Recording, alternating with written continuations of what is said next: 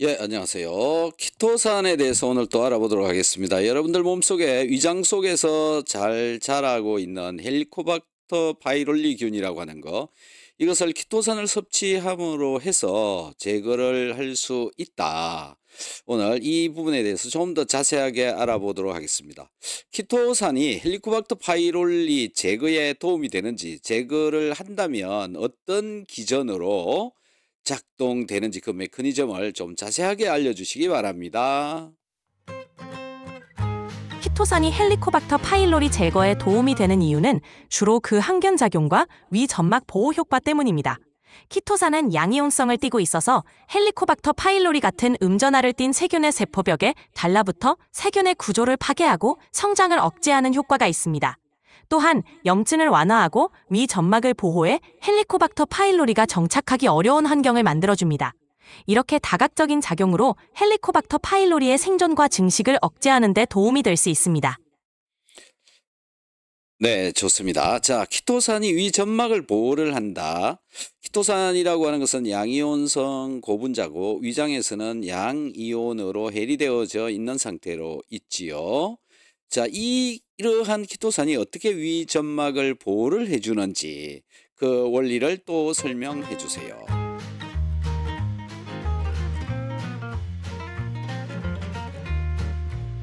키토산이 위 점막을 보호하는 원리는 그 특유의 생체적 합성과 막 형성 능력에 있습니다.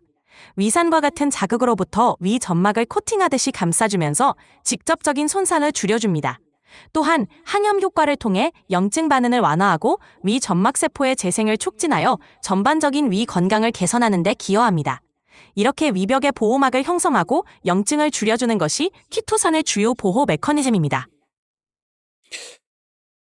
자, 키토산이 위점막과 결합을 하려면 어떤 원리로 되는지라는 건데, 키토산은 양이온성 고분자로 되어 있다라고 하는 것은 뭐 잘 알려져 있지만은 위벽의 어떤 부위에 왜 키토산의 양이온성 고분자가 달라붙습니까? 키토산의 양이온성 고분자가 위벽에 달라붙는 원리는 전하 상호작용과 생체 적합성에 기반합니다. 위 점막 표면은 일반적으로 음전하를 띠고 있는데 양전하를 띠는 키토산이 이러한 음전하와 정전기적으로 상호작용하여 위 점막에 부착하게 됩니다. 이렇게 결합함으로써 위 점막을 보호하는 막을 형성하고 손상된 부위를 감싸 치유를 돕는 역할을 합니다. 또한 키토산의 점탄성 특성 덕분에 위 점막에 오래 머물면서 보호 효과를 지속적으로 제공할 수 있습니다. 아, 좋습니다. 자, 키토산이 위 점막의 어떤 부위, 예를 들어서 어떤 분자, 뭐 단백질, 탄수화물, 지방, 어떤 분자의 기능성 그룹과 결합을 하는지 알려주세요. 키토산은 주로 위 점막의 점액층에 존재하는 당단백질 뮤신과 상호작용합니다. 뮤신은 탄수화물과 단백질로 이루어진 복합체로 음전하를 띠는 부분을 가지고 있어 양이온성 키토산과 쉽게 결합할 수 있습니다. 이러한 결합을 통해 키토산은 위 점막 표면의 보호층을 형성하고 위산이나 세균 같은 외부 자극으로부터 점막을 보호하는 역할을 합니다. 예, 그리고 점막을 재생을 한다고 그랬는데 키토산이 점막을 재생을 어떻게 할까요? 키토산은 세포 재생과 상처 치유를 촉진하는 데 도움을 줍니다. 이는 키토산이 세포 성장 인자들의 활성을 촉진하고 조직 재생을 위한 적절한 환경을 제공하기 때문입니다. 또한 키토산은 염증을 줄여 손상된 조직의 회복을 돕고 세포들이 더 빠르게 증식하도록 유도합니다. 결과적으로 키토산은 손상된 위 점막의 재생과 회복을 촉진하여 전반적인 위 건강을 개선하는 데 기여합니다. 네, 좋습니다. 제가 어릴 때 손가락을 뭐 칼로 베이거나 이렇게 다치게 되면 그 상처 부위에 오징어 뼈 가루를 넣어서 치료를 했던 그런 경험들이 있습니다. 이 오징어 뼈 가루의 성분이 탄산칼슘과 키틴질로 만들어져 있는데, 이 키틴질과 탄산칼슘이 상처 치료를 하는데 도움이 됐던 것과 유사한 기작으로 위벽에 점막이 염증이 생겨 있을 때 그 개선시켜주는 치료를 하는 원리하고 비슷하다고 봐도 될까요? 네, 비슷한 원리라고 볼 수 있습니다. 오징어뼈 가루의 키틴질과 탄산칼슘이 상처 부위의 보호막을 형성하고 염증을 줄이며 세포 재생을 촉진하는 효과를 내는 것처럼 키토산도 위 점막에 비슷한 방식으로 작용합니다. 프리토산은 손상된 조직의 보호막을 형성하고 염증을 완화하며 세포 재생을 도와 손상된 위 점막의 회복을 촉진하는 역할을 합니다. 이런 점에서 전통적인 상처 치료 방식과 위 점막 보호 메커니즘이 상당히 유사하다고 할 수 있죠. 예. 자, 그다음에 헬리코박터 바이롤리를 파괴를 한다. 헬리코박터 바이롤리의 세포벽을 파괴를 한다. 키토산이 세포벽, 헬리코박터의 세포벽을 파괴를 한다면 우리 위장 점막의 세포벽도 이 균들과 뭐 거의 유사한 물질들로 구성이 되어 있을 텐데요. 그러면은 위장 세포벽은 파괴되지 않고 헬리코박터 파이롤리의 세포벽은 파괴가 된다. 그게 말이 되는 걸까요? 그게 뭐가 다르기 때문에 그게 가능한지 알려주세요. 좋은 질문입니다. 키토산이 헬리코박터 파일로리의 세포벽을 선택적으로 파괴할 수 있는 이유는 세균과 인간 세포의 구조적 차이에 있습니다. 헬리코박터 파일로리 같은 세균의 세포벽은 펩티도글리칸이라는 특수한 물질로 구성되어 있으며 이는 양이용성 키토산과 쉽게 결합하여 세포벽을 불안정하게 만듭니다. 반면 인간의 위 점막세포는 세포벽이 아닌 세포막으로 이루어져 있으며 구조적으로나 화학적으로 세균과 큰 차이가 있습니다. 이로 인해 키토산은 세균의 세포벽에는 결합하여 파괴하지만 인간 세포에는 큰 영향을 주지 않고 안전하게 작용할 수 있는 것이죠. 자, 그래서 어떤 차이가 있느냐라는 건데 펩타이드 글리칸으로 돼 있다라는 것과 인간의 세포의 막은 어떻게 돼 있길래 그렇게 차이를 두느냐라는 건데 구조적으로 화학 성분, 물질의 차이가 어떤 게 있는지 확실하게 얘기를 해주세요. 구조적으로 보면 세균의 세포벽은 펩티도글리칸으로 이루어져 있어 매우 강하고 단단한 구조를 가집니다. 펩티도글리칸은 다당류와 펩타이드로 이루어진 그물망 같은 구조로 세균의 형태를 유지하고 보호하는 역할을 합니다. 반면 인간의 세포막은 주로 인지질 이중층으로 이루어져 있고 여기에 단백질, 콜레스테롤 등이 포함되어 유동적이고 유연한 구조를 갖습니다. 이런 차이 때문에 키토산은 펩티도글리칸 구조를 약화시키는 데 효과적이지만 인간 세포막에는 큰 영향을 미치지 않고 안정적으로 작용할 수 있는 것입니다.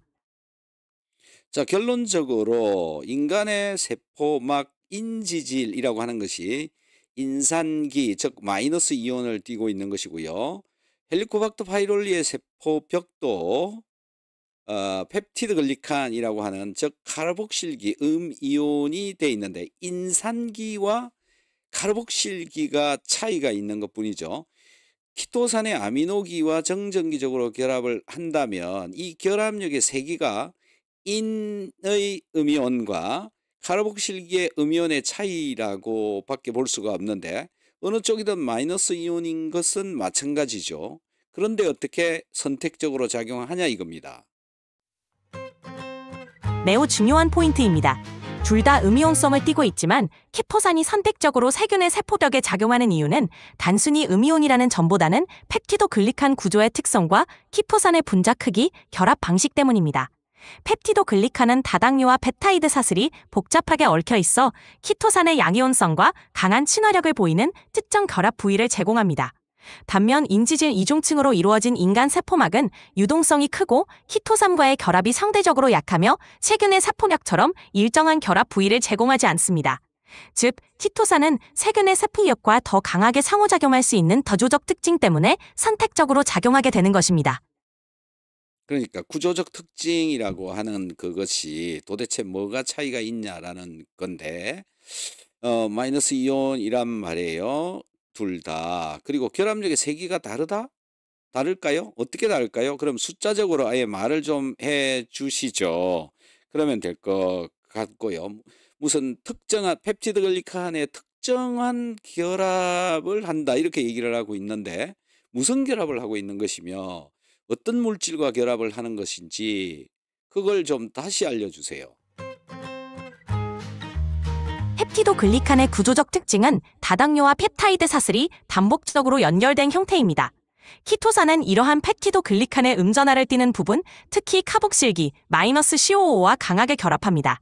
이러한 결합은 키토산의 양이온성 아미노기 NH3+와 펩티도글리칸 음이온성 카복실기산의 정점기적 인력으로 이루어집니다. 반면 인간 세포막의 인지질은 친수성 머리 부분, 주로 인산기과 소수성 뿌리 부분, 지방산으로 이루어진 유동덕 구조입니다.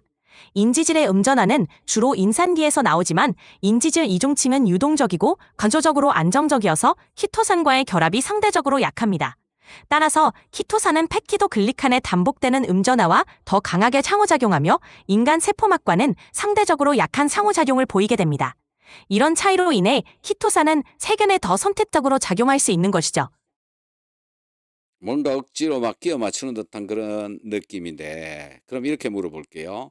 세포막의 인간의 위벽의 세포막의 인의 음이온의 숫자와 헬리코박터 파이롤리의 세포벽의 카르복실기의 숫자의 차이가 얼마나 날까라는 거예요.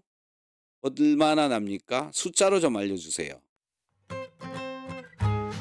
정확한 수치로 비교하기는 어렵지만 개원적으로 세균의 세포벽인 펩티도글리칸은 매우 촘촘한 그물망 구조로 상당히 많은 카복실기를 포함하고 있습니다. 이로 인해 키토산과의 결합 부위가 매우 풍부합니다. 반면 인간 세포막의 인지질은 인산기를 포함하지만 그 밀도나 배열이 세균의 펩티도글리칸만큼 촘촘하지 않고 유동적이라 결합 부위의 밀도가 훨씬 낮습니다. 결국 세균 세포벽은 키토산이 결합할 수 있는 음전화 부위가 훨씬 많고 인간 세포막은 그보다 상대적으로 적기 때문에 키토산이 세균에 더 선택적으로 작용하는 것입니다. 이런 차이로 인해 키토산은 세균의 세포벽을 효과적으로 파괴하면서도 인간 세포에는 상대적으로 안전하게 작용할 수 있는 것이죠. 그렇게 상대적으로 많다 적다 그렇게 말하지 말고 단위 면적당 몇 개가 있냐 그 숫자를 알려주세요. 제발.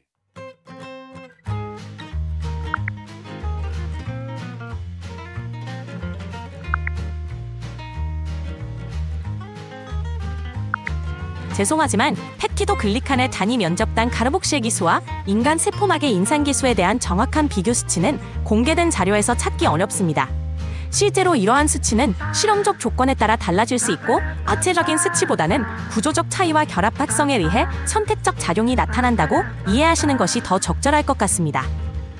그렇다면 결합 특성이 어떻게 다른 겁니까? 결합 특성의 차이는 주로 결합 부위의 접근성과 결합 강도에서 옵니다. 세균의 펩티도글리칸은 표면에 노출된 음전화 부위가 많아 키토산이 쉽게 접근하고 강하게 결합할 수 있습니다. 반면 인간 세포막의 인지질 이종치는 유동적이고 음전화를 띠는 인산기가 상대적으로 덜 노출되어 있어 키토산과의 결합이 제한적입니다. 또한 펩티도글리칸은 키토산과의 결합 부위가 일정하고 반복적이어서 키토산이 안정적으로 결합할 수 있는 반면 인간 세포막은 관조적으로 더 복잡하고 유동성이 커서 키토산이 동일한 방식으로 결합하기 어렵습니다. 이렇게 결합 부위의 노출 정도와 구조적 특성 차이가 키토산이 세균에 더 선택적으로 작용하는 이유입니다. 자, 이번에 내가 그냥 넘어가겠지만 찾아 놓으시기 바랍니다. 다음에 또 물어보겠습니다. 자, 그리고 키토산이 위벽의 염증을 완화를 시켜준다. 이런 작용을 하기 때문에 헬리코박터 파이롤리가 제거가 되거나 또는 그 균들이 제균이 된다. 이런 얘기를 하는데요.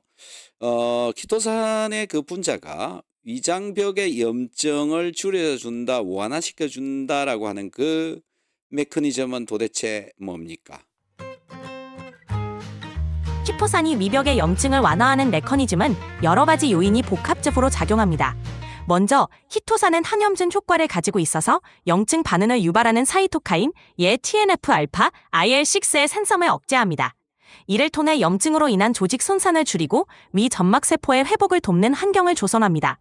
또한 키토산은 항산화 작용도 있어서 염증 과정에서 발생하는 활성산소조, ROS를 중화시켜 세피 손상을 예방합니다. 이런 복합적인 작용으로 키토산은 위벽의 염증을 줄이고 헬리코박터 파일로리 같은 경원균이 정착하고 증식하기 어려운 환경을 만들어주는 것입니다. 좀 답답하게 얘기를 하는데 자, TNF 알파하고 IL6로 인해서 사이토카인 발생을 줄여준다 이런 얘기는 하고 있는데요.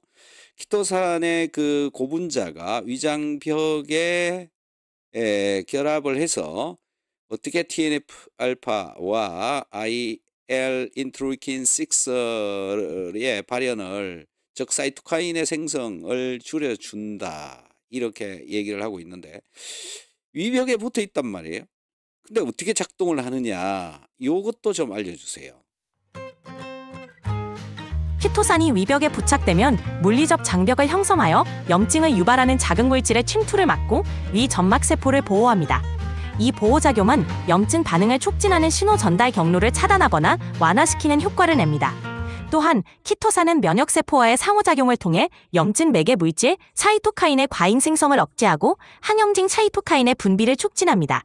결국 키토산은 위 점막의 물리적, 화학적 보호막을 형성하여 염증 유발 신호를 차단하고 면역 반응을 조절함으로써 TNF-알파와 IL-6 같은 염증성 사이토카인의 생성을 줄여 염증을 완화시키는 역할을 합니다. 네, 좋습니다.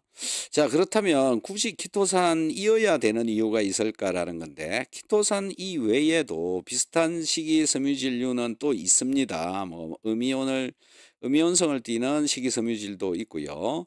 그 다음에 셀룰로스와 같은 그런 식이섬유질도 있는데, 왜 키토산은 그런 작용을 하고 셀룰로스, 즉 콩나물, 채소, 야채 이런 속에 들어있는 식이섬유질은 그 기능을 못하느냐라는 거죠. 왜 그렇습니까? 키토산이 특별한 이유는 그 고유한 양이온성 때문입니다. 대부분의 식이섬유질, 예를 들어 셀룰로스나 일반적인 식이섬유는 음이온성이거나 중성이며 양이온성을 띠는 키토산과는 다르게 작용합니다. 키토산의 양이온성은 위 점막의 음전하와 강하게 결합하여 보호막을 형성하고 헬리코박터 파일로리 같은 음전하를 띠는 세균에 선택적으로 작용할 수 있게 합니다. 반면에 일반적인 식이섬유는 이러한 양이온성 상호작용을 제공하지 못하기 때문에 위 점막 보호나 항균 작용에서 키토산과 같은 효과를 내기 어렵습니다. 결국 키토산은 그 독특한 화학적 특성으로 인해 위 점막 보호, 항염, 항균 작용을 효과적으로 발휘할 수 있는 것이며 이러한 특성이 다른 식이섬유와의 차이를 만드는 핵심 요소입니다. 자, 그렇다면 거꾸로 키토산은 양이온성이고요. 음이온성 고분자인 알긴산, 알지닉 애시드 이런 고분자도 있단 말입니다. 자, 이런 음이온성 고분자는 헬리코박터 파이롤리를 제거를 하는데 전혀 작용을 하지 못합니까? 음이온성 고분자인 알긴산도 위장 건강에 도움을 줄 수 있지만 작용 방식이 다릅니다. 알긴산은 위산을 중화하거나 물리적으로 젤 형태를 형성하여 위 점막을 보호하는 역할을 합니다. 하지만 헬리코박터 파일로리 같은 세균을 직접적으로 제거하거나 그 증식을 억제하는 데에는 키토산만큼 효과적이지 않습니다. 키토산은 양이온성이기 때문에 음전하를 띠는 세균 세포벽과 강하게 결합하여 세균을 직접 파괴하거나 억제할 수 있지만 음이온성 고분자는 이러한 정전기적 상호작용을 통해 세균에 직접적인 영향을 주기는 어렵습니다. 대신 알긴산은 물리적 보호막을 형성하여 위산 역류를 줄이고 위 점막을 보호하는 데 주로 사용됩니다. 즉, 음이온성 고분자도 위 건강에 유익할 수 있지만 헬리코박터 파일로리 제거나 항균 효과 측면에서는 키토산이 더 독특하고 효과적인 역할을 하는 것입니다. 자, 그렇다면 이 알긴산도 위점막 보호를 하고 키토산도 위점막 보호를 하고 키토산은 헬리코박터를 정전기적인 결합을 통해서 이 제균 능력을 알긴산보다는 훨씬 더 많이 가지고 있다, 이렇게 된다면 알긴산과 키토산을 동시에 같이 먹어버리게 되면 그 제균 효과는 더 올라갈까요? 아니면 뭐 떨어질까요? 뭐 아니면 아무 차이가 없을까요? 알긴산과 키토산을 함께 섭취하면 상호 보완적인 효과를 기대할 수 있습니다.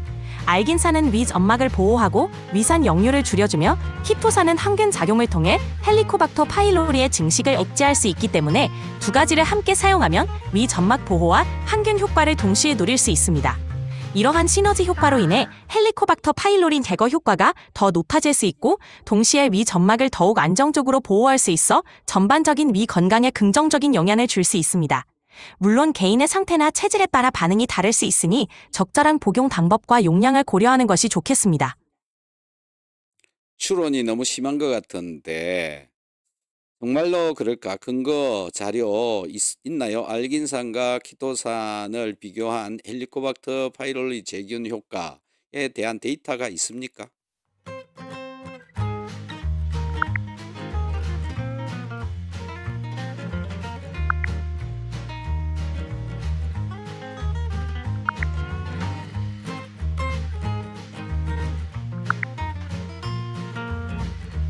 알지네이트와 키토산의 조합이 헬리코박터 파일로리 제거에 효과적인지에 대한 연구는 아직 진행 중입니다. 현재까지의 연구들은 주로 이 두 물질의 특성과 생체 적합성에 초점을 맞추고 있습니다. 예를 들어 한 연구에서는 알지네이트와 키토산을 결합한 하이드로겔이 연골 조직 공학에 적합한 지지체로서의 가능성을 보여주었습니다. 그러나 헬리코박터 파일로리 제거와 관련된 연구는 제한적이므로 이 분야에 대한 추가적인 영향을 줍니다. 그렇죠. 그러니까는 두 가지 같이 먹는다고 더 효과적이다라고 말을 할 수가 없고, 키토산은 위장에서 플러스 차지를 띠고요. 알긴산은 마이너스 차지를 띠니까 알긴산과 키토산이 붙어버리고 거기 두 가지가 붙어버리게 되면 헬리코박터에 붙을 키토산이 없어지기 때문에 헬리코박터 제균 능력이 떨어지는 거 아닌가요? 맞습니다. 이론적으로 양이온성인 키토산과 음이온성인 알긴산이 결합하면 서로 중화되어 키토산의 항균 효과가 감소할 가능성이 있습니다. 따라서 두 물질을 함께 섭취한다고 해서 무조건 시너지 효과가 나타난다고 단정할 수는 없습니다. 오히려 두 성분이 결합하여 키토산의 헬리코박터 제균 능력이 떨어질 수도 있기 때문에 실제 효과를 확인하려면 추가적인 연구와 임상 데이터가 필요합니다. 과학적인 근거 없이 두 가지를 병용하는 것은 신중한 접근이 필요합니다. 그렇죠. 네. 자, 두 가지를 같이 먹는 차원에서 또 좋은 것도 있다. 위점막을 보호를 하는 차원에서는 또 도움이 될 수도 있다. 이렇게 보면 될 것 같고, 헬리코박터 파일로리를 위해서는 따로 먹는 게 더 좋지 않을까. 그런 추론을 해봅니다. 자, 여기서 사용하는 알긴산도 고분자고 키토산도 고분자로 되어 있습니다. 키토산 고분자를 먹는 것이 더 효과적인지 키토산 올리고당을 먹는 것이 더 효과적인지 헬리코박터 파이롤리 제균을 위해서는 어느 쪽이 더 좋은 키토산입니까? 헬리코박터 파일로리 제균을 위해서는 키토산 올리고당이 더 효과적일 수 있습니다. 키토산 올리고당은 저분자 형태로 고분자 키토산에 비해 위 점막에 더 잘 흡수되고 세균에 직접 작용하기 쉬운 구조를 가지고 있습니다. 야, 또한 틀린 말입니다. 저분자 형태라서 위 점막에 빠르게 도달하고 틀렸어요. 그만하세요. 틀렸어요. 왜 그러냐라는 건데, 키토산은 고분자고요. 위장은 pH가 낮아요. 그래서 키토산 고분자가 위장의 낮은 pH로 인해서 고분자가 용해가 잘 됩니다. 용해가 잘 되면 아미노기의 결합 능력이 훨씬 더 커집니다. 올리고당은 키토산 올리고당은 분자량이 작고요. 얘는 pH가 낮지 않아도 녹아버립니다. 그렇지만 이온화되지 않는다. 자, 이런 차원에서는 헬리코박터 파이롤리를 어떤 방식으로 제균을 하느냐, 그 제균 메커니즘, 즉 결합, 양이온과 음이온의 결합을 통해서 일어나는 것이라면 고분자 형태의 키토산이 pKa가 낮습니다. pKa가 낮을수록 더 양이온성 고분자로 되기가 더 쉽습니다. 그러니까 고분자이어야 훨씬 더 결합 능력이 더 좋고요. 헬리코박터 파이롤리의 표면에 키토산이 달라붙으려면 분자량이 클수록 훨씬 더 장벽을 만들기가 더 쉽죠. 그래서 고분자가 올리고당보다 훨씬 낫다.